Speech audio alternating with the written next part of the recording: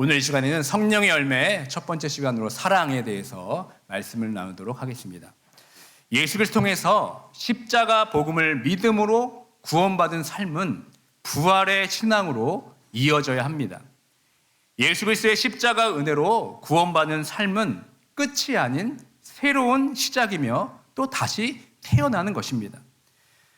사도 바울은 고린도후서 5장 10절에 이렇게 기록했습니다. 함께 말씀을 읽겠습니다.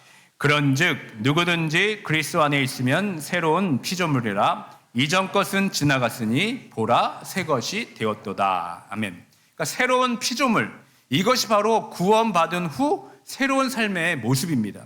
복음으로 인해 재창조된 것이 바로 부활 신앙입니다. 머리로는 우리가 구원받아서 새로운 피조물이 된 것을 잘 알지만 어떻게 새로운 피조물로 살아가야 할지에 대한 명확한 그림이 우리에게는 없는 것 같습니다. 우리의 신앙은 십자가 은혜에서만 머문 듯하고 이 부활의 은혜에 대한 감각은 희미한 것 같습니다. 여러분들은 예수 그리스도를 믿음으로 말미암아 새로운 피조물이 되셨습니까? 구원받은 우리는 부활 신앙 안에서 새로운 피조물로서 살아가야 합니다. 그렇다면 여러분, 이 새로운 삶을 우리가 어떻게 살아내야 하겠습니까? 성경에서는 이 새로운 삶에 대한 이미지를 성령의 9가지 열매로 우리에게 보여주고 있습니다. 우리 다 같이 한번 성령의 9가지 열매를 소리내서 한번 함께 외워보도록 하겠습니다. 시작. 사랑, 희락, 화평, 오래 참음, 자비, 양선, 충성, 온유, 절제. 아직도 입이 잘 떨어지지 않는 분이 계신 것 같습니다. 다시 한번 우리 화면을 보고 함께 읽어보도록 하겠습니다. 사랑, 희락, 화평, 오래 참음, 자비, 양선, 충성, 온유, 절제. 앞으로 제가 9주 동안 이 성령의 열매에 대한 설교를 할 텐데 여러분 이번 기회에 꼭 외우시고 정말 열매를 맺는 삶으로 나아가시길 바랍니다. 사실 성령의 열매가 우리가 외운 9가지 열매만을 의미하는 것은 아닙니다. 이는 대표적으로 9가지 덕목을 열거한 것뿐입니다. 그래서 문법적으로 보면 성령의 9가지 열매들 이렇게 복수를 표현하는 것이 더 적절한데 놀랍게도 이 헬라어 원문에서 이 열매들이 아닌 단수, 열매로 기록이 되어 있습니다. 이는 성령의 열매가 개별적인 여러 특성으로 나열된 것이 아니라 성령 안에서 하나로 통합된 성품의 다채로운 표현임을 우리에게 알려주고 있습니다. 마치 하나의 나무에서 여러 나무가 맺히지만 그 열매들이 결국 하나의 생명에 속해 있는 것처럼 성령의 9가지 열매 또한 성령이라는 하나의 근원에서 비롯되어서 서로 긴밀하게 연결되어 있음을 우리에게 보여주고 있습니다. 반면에 구원받기 전에 맺었던 우리들의 삶의 열매는 여러분 어떻습니까? 그 말씀이 갈라디아서 5장 19절부터 21절까지 기록되어 있습니다. 다 함께 읽도록 하겠습니다. 육체의 일은 분명하니 곧 음행과 더러운 것과 호색과 우상숭배와 주술과 원수 맺는 것과 분쟁과 시기와 분냄과 당짓는 것과 분열함과 이단과 투기와 술취함과 방탕함과 또 그와 같은 것들이라. 전에 너희에게 경계한 것 같이 경계하노니 이런 일을 하는 자들은 하나님의 나라를 유업으로 받지 못할 것이요. 육체의 본성은 하나님을 대적하고 성령을 거스르는 삶입니다. 곧 죄로 물든 인간 본성의 삶을 얘기하는 겁니다. 이러한 죄악은 시대와 장소를 초월해서 끊임없이 우리에게 나타나고 있습니다.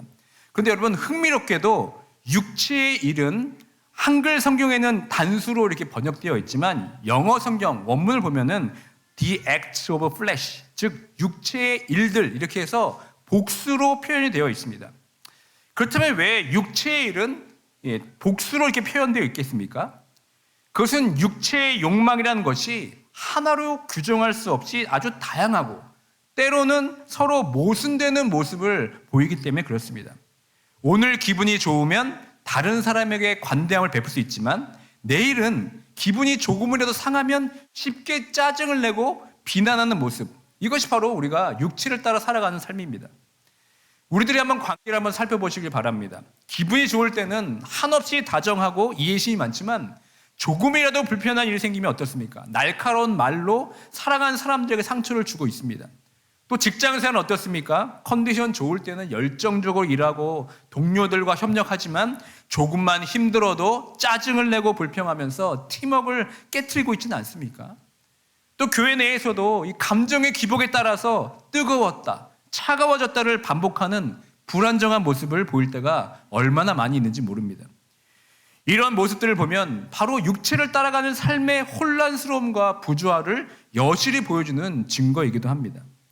성령의 열매처럼 내적인 일관성과 조화, 그리고 통일성을 결여한 채 우리는 매 순간의 감정과 상황에 휘둘리며 살아갑니다. 마치 여러 방향으로 흩어지는 물줄기처럼 우리의 삶은 안정감 없이 흔들리고 내적인 평안과 안식을 누리지 못할 때가 참으로 많이 있습니다.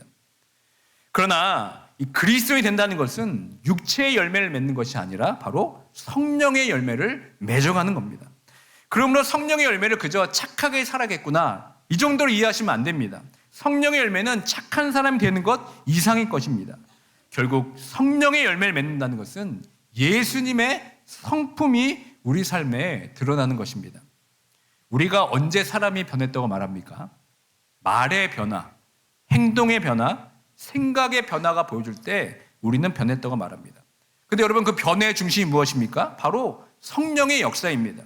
성령의 역사에 말미암아서 우리의 죄된 육체의 성품이 예수님의 성품으로 변하여 드러날 때 우리는 비로소 그때 변화되었다, 이렇게 말합니다. 여러분, 신앙생활 오래 한다고 변화되는 것이 아닙니다. 우리 주변에 신앙생활을 그렇게 오래 했지만 변화되지 않는 분들이 얼마나 많이 있습니까?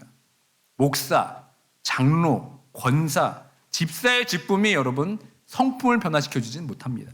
오직 성령께서 변화시켜 주셔야 성령의 열매가 우리 삶에 맺어질 때 우리가 바뀌고 변화하고 성숙해지는 것입니다. 그러므로 성화의 삶, 변화된 삶, 열매 맺는 삶이란 예수님의 성품을 닮아가고 예수님처럼 사는 것을 의미하는 겁니다.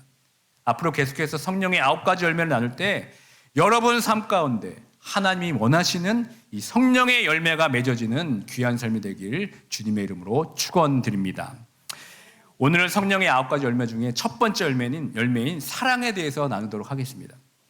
예수님께서 우리에게 말씀하신 사랑의 기준이 성경에 이렇게 기록이 되어 있습니다. 요한복음 13장 34절의 말씀 함께 읽겠습니다. 새 계명을 너희에게 주노니 서로 사랑하라. 내가 너희를 사랑한 것 같이 너희도 서로 사랑하라. 아멘. 예수님은 이 말씀을 통해서 우리에게 사랑의 기준을 아주 명확히 제시하셨습니다. 여러분들은 이 예수님 말씀처럼 서로 사랑하며 잘 지내고 계십니까? 대부분 우리들은 사랑을 하며 산다고 생각합니다. 부모와 자식 간의 사랑, 부부와의 사랑, 또 친구와의 사랑, 성도와의 사랑 등 우리들은 사랑을 나누며 살아갑니다. 그러나 부모, 형제, 배우자와 같이, 친구와 같이 가깝고 소중한 사람들을 사랑하는 것은 여러분 어쩌면 당연한 자연스러운 감정일지 모릅니다. 하지만 예수님께서 강조하신 사랑은 때로는 이해하기 어렵고 받아들이기 힘든 사람들까지 확장이 됩니다. 마태복음 5장 44절의 말씀을 함께 읽겠습니다. 나는 너희에게 이르노니 너희 원수를 사랑하며 너희를 박해하는 자를 위하여 기도하라. 예수님께서 말씀하시는 사랑의 대상은 여러분 원수까지도 사랑하라는 겁니다. 이것이 예수님께서 우리에게 기대하시는 사랑의 열매입니다.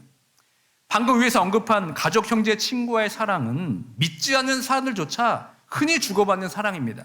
하지만 구원받은 우리가 맺어야 할 성령의 9가지 열매 중 첫 번째 열매인 사랑은 이러한 사랑과는 근본적으로 다른 차원의 사랑입니다. 원수하면 여러분들은 어떤 생각이 떠오르십니까? 원수를 국어 사전에 찾아보면 이렇게 정의합니다. 원한이 맺힐 정도로 자기에게 해를 끼친 사람이나 집단, 이렇게 설명되어 있습니다. 이와 동의어는 앙숙, 적, 이것이 비슷한 말이죠. 살다 보면 우리는 이런 원수 같은 사람들을 만나게 됩니다. 의도하지 않았음에도 불구하고 원수의 관계가 생기는 것이 우리의 인생살이입니다. 특별히 5월은 가정의 달입니다. 이 올해 가정의 달을 우리 가정을 되돌아보면 우리에게 깊은 상처와 아픔을 주는 존재는 역설적이게도 가장 사랑하고 가까운 가족인 경우가 참 많이 있습니다. 가장 사랑해야 될 관계가 원수 같은 관계로 살아가는 사람들이 주변에 많이 있습니다. 첫째로 부모와 자녀의 관계입니다.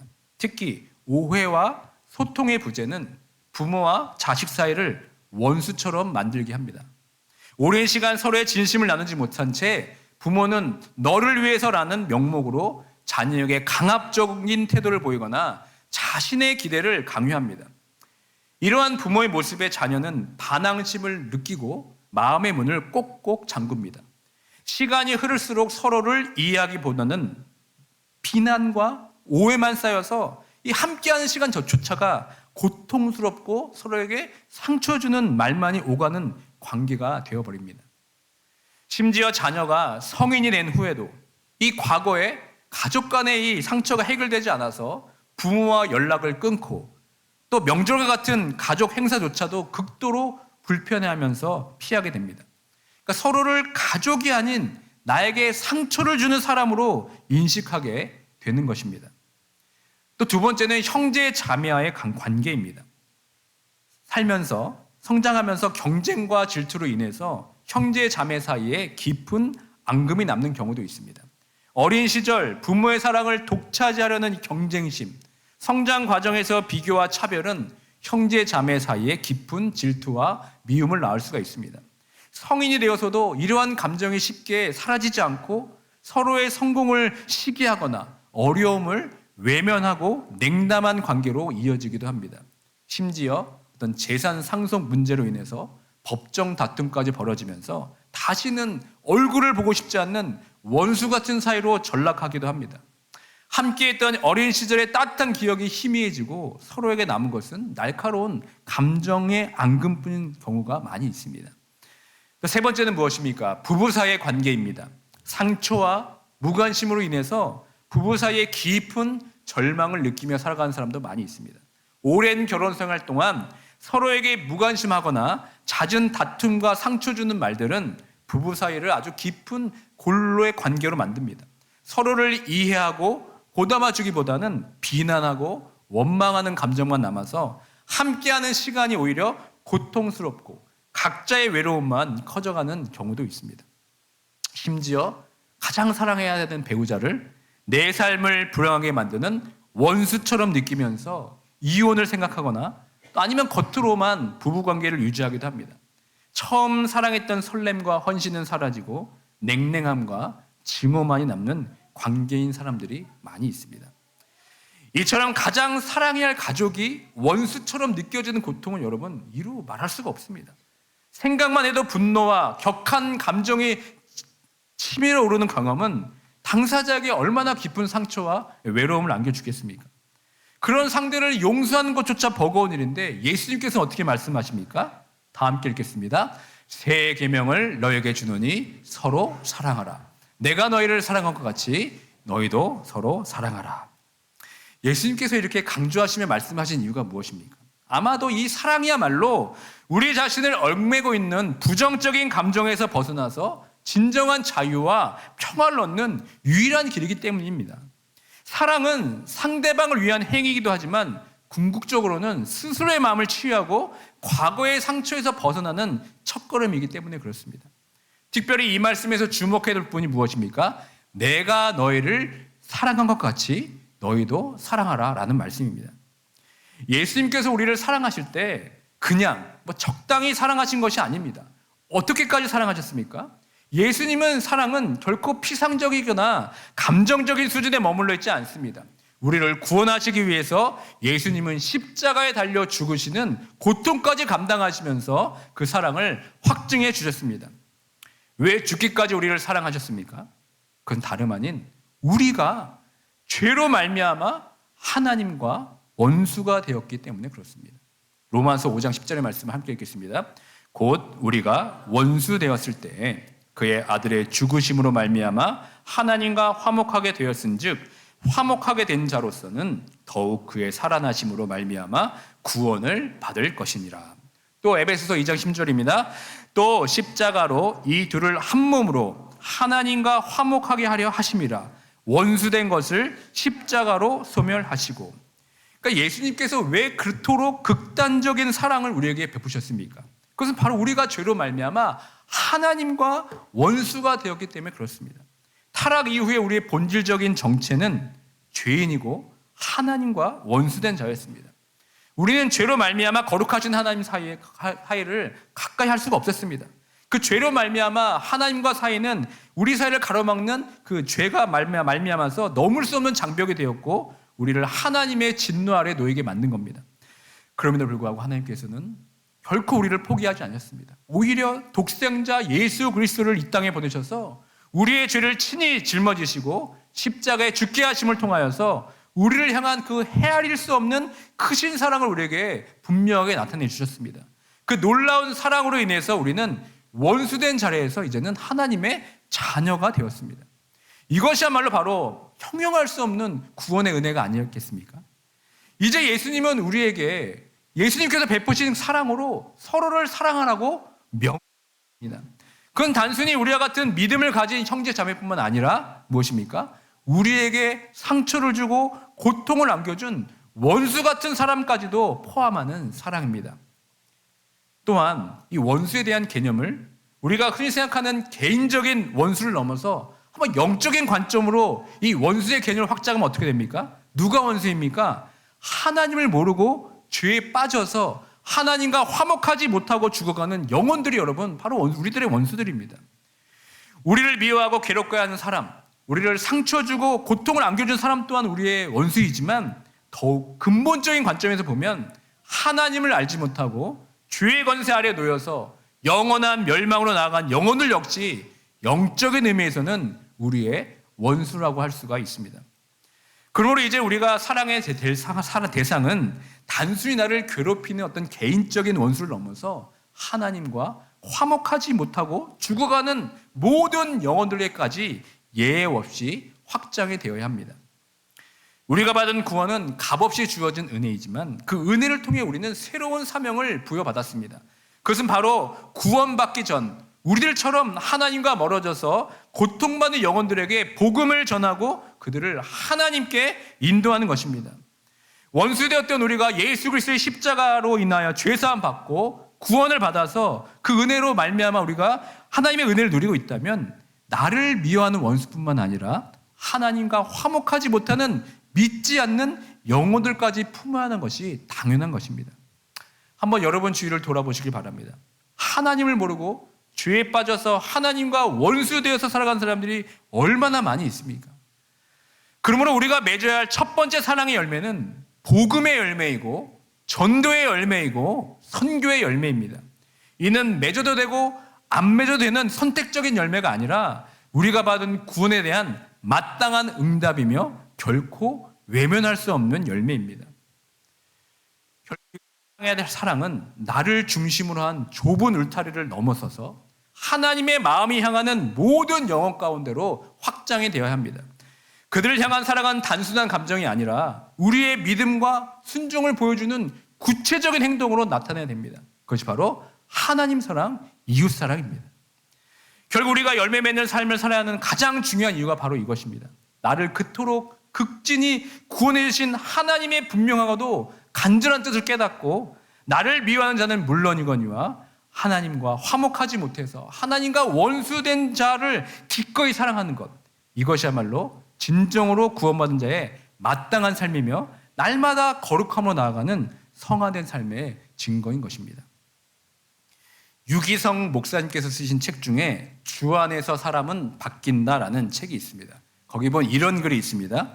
만약 원수도 사랑해야 구원받는 거라면 우리는 구원받기 틀렸다.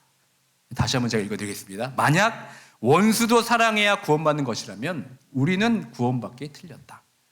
이 글을 읽으면서 저 역시 많은 위로를 받습니다. 원수를 사랑해야 한다는 것을 우리가 머리로 너무 잘 알지만 그렇게 해야 한다고 우리가 수없이 다짐하지만 정작 그 원수 같은 사람들을 눈앞에 마주하면 우리는 어떻습니까? 우리의 마음은 돌덩이처럼 굳어집니다. 얼음장처럼 차가워지는 것이 솔직한 우리들의 부끄러운 모습입니다. 하나님의 놀라운 사랑으로 인해서 열매를 맺기 위한 귀한 씨앗이 이미 우리 안에 뿌려져 있지만 끊임없이 발목을 잡는 우리의 부족함과 예상치 못한 순간에 드러나는 연약함으로 인해서 그 열매가 맺기까지는 참으로 어렵고 고통스러운 험난한 여정을 우리가 부인할 수가 없습니다. 그럼에도 불구하고 우리는 예수님께서 말씀하신 것처럼 그 사랑의 기준, 내가 너희를 사랑한 것 같이 너도 사랑하라 라는 말씀을 통해서 우리 삶에서 열매를 맺어야 됩니다. 그 사랑의 열매를 맺기 위해서 우리는 다음과 같은 마음가짐이 필요한데요. 첫 번째로 우리가 원수를 사랑할 때는 여러분 믿음이 필요합니다. 예수를 믿으면 우리 안에 성령이 임재합니다. 그 성령께서 지금도 우리를 위해 일하고 계십니다. 그 성령의 역사로 인해 우리 안에 성령의 열매들이 맺어지게 됩니다. 그러나 여러분 성령의 열매는 단번에 맺어지는 것이 아닙니다.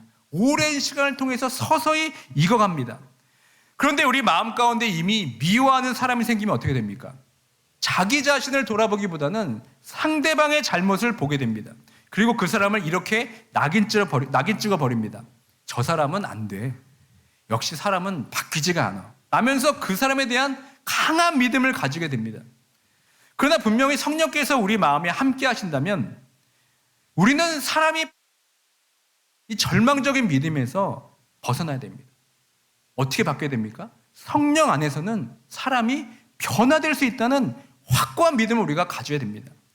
나는 도저히 저 사람을 사랑할 수 없어 라고 우리가 단정 짓기보다는 성령께서 내 안에서 역사하심을 믿으면서 나도 사랑하게 되겠구나. 이제 예수님을 믿음으로써 성령께서 나를 통해 원수까지 사랑하게 만들어 주시겠구나 라는 믿음을 가져야 된다는 겁니다. 다시 말해 우리가 맺어야 할 성령의 열매는 우리의 노력으로 맺는 것이 아니라 성령의 역사로 인해서 맺어질 것이라는 믿음이 우리에게 필요한 겁니다.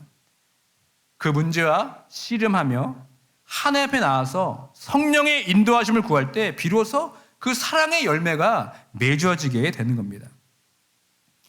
예수님께서 말씀하시는 사랑 또한 우리의 의지로 당장 사랑하라고 명령하는 것이 아닙니다.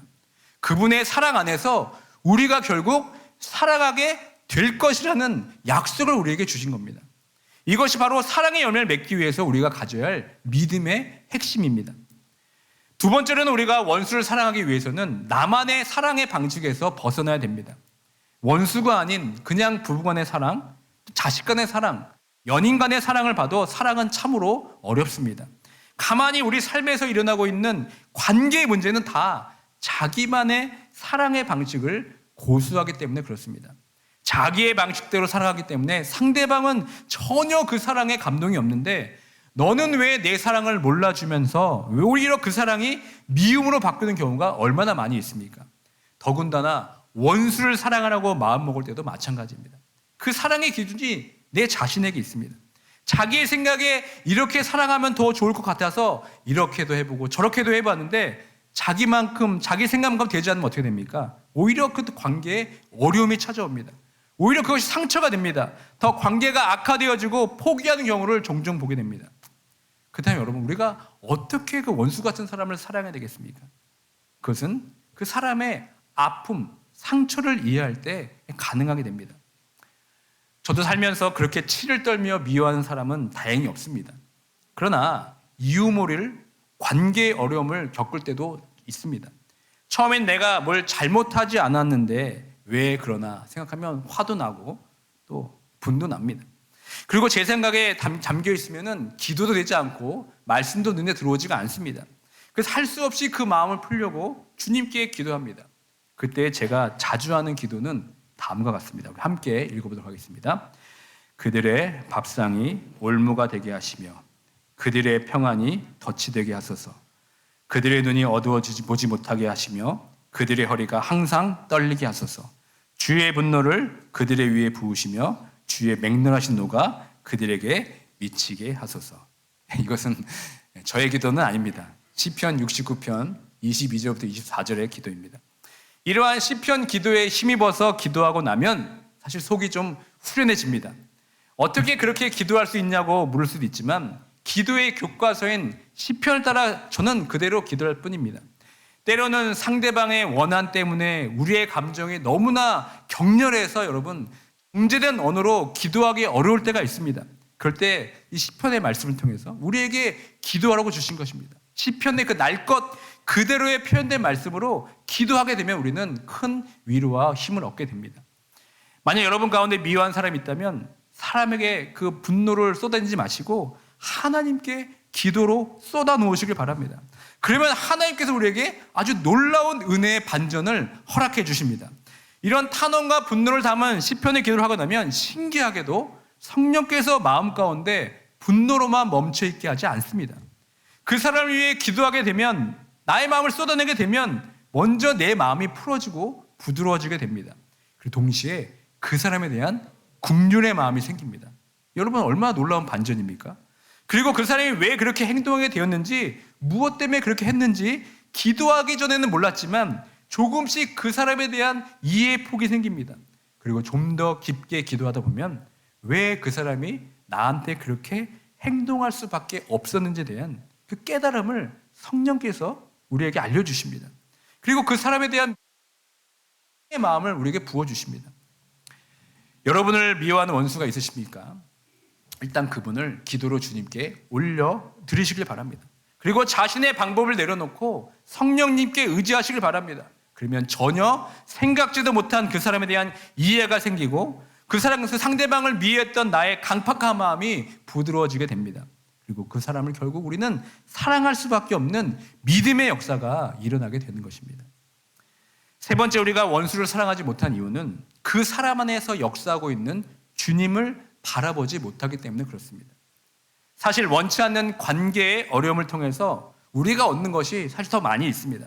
어쩌면 우리를 성숙하게 하시기 위해서, 우리를 겸손하게 하기 위해서 하나님의 위장된 은혜의 방편일 수가 있습니다. 나는 참 괜찮은 신앙인이야 라고 착각하지 말라고 하나님께서 우리에게 허락하신 영적인 가시일 수가 있습니다.